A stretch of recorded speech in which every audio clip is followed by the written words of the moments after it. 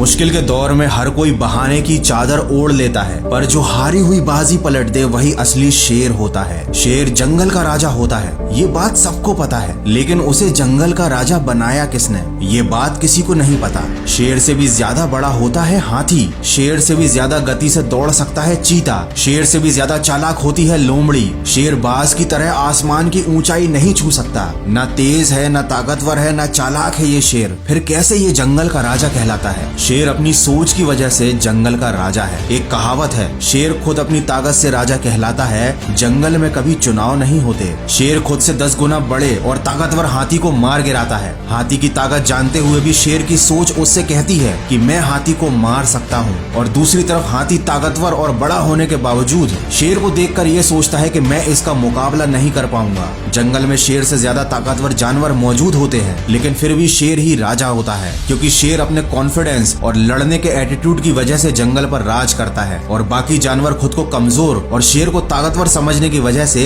शेर से नहीं जीत पाते। याद रखना, अगर आप में काम को लेकर ऐसा एटीट्यूड और कॉन्फिडेंस है कि मैं इस काम को कर ही लूंगा, तो आपको दुनिया की कोई भी ताकत जीतने से नहीं रोक सकती। अगर शेर की तरह जीना है तो सबसे पहले उसकी तरह निडर बनना सीखो। याद रखना, बलि हमेशा बकरे की दी जाती है, शेर की नहीं। वो जंगल का राजा इसलिए है क्योंकि वह मानता है, उसके मानने के कारण ही वो जंगल का राजा बना हुआ है। वो अंदर से इस बात को महसूस करता है, जिस दिन वह खुद को राजा मानना बंद कर देगा, उस दिन वो जंगल का राजा नहीं रहेगा। हमारे जीवन में भी सुबह उठने से लेकर रात को सोने तक पूरे दिन हमारा खुद पर यकीन ही हमारे दिन को संचालित करता है। हम परिस्थितियों के सामने हार ना मानकर उनसे लड़ते हैं, या उनके खिलाफ हार मानकर चुपचाप समर्पण कर देते हैं। ये इस बात पर निर्भर करता है कि हम खुद पर कितना यकीन करते हैं। जिन लोगों को अपने आप पर अटूट विश्वास होता है, वो विपरीत परिस्थितियों में 2-4 कदम पीछे जाने से नहीं हिचकते। वे कदम पीछे हटाने में जरा भी नहीं घबराते, क्योंकि वो जानते हैं कि परिस्थितियों के अनुकूल होते ही वो बहुत तेजी से आगे बढ़ेंगे।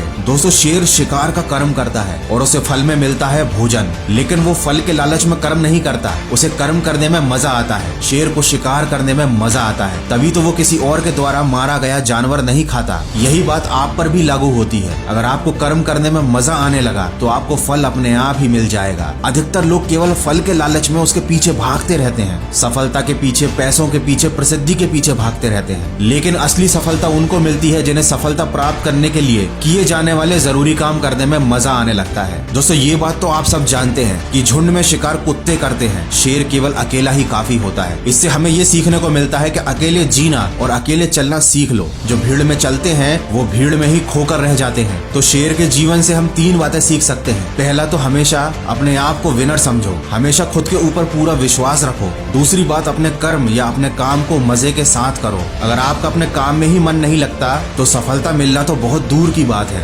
गीता में भी कहा गया है, कर्म करो, फल की आशा मत रखो। और तीसरी बात, अपनी सफलता की राह पर अकेले चलना सीख लो, किसी के सहारे की उम्मीद मत करो। किसी ने क्या खूब कहा है, जीता तो सिर्फ शेर है, बाकी सब मिट्टी के ढेर है। नहीं हुई अभी देर है, तू भी अंदर से एक शेर है। आशा करता हूँ इस वीडियो से आपको कुछ सीखने को जरूर मिला होगा। अगर ऐसा है तो इसको शेयर जरूर करना और सकारात्मक सोच के साथ अपने लक्ष्य की तरफ बढ़ते रहना। मैं मिलूंगा आपसे अगले वीडियो में, जो आपके जीवन में सकारात्मक ऊर्जा को भर दे और आपको दिखाए एक सही दिशा। सुनते रहिए मन की आवाज।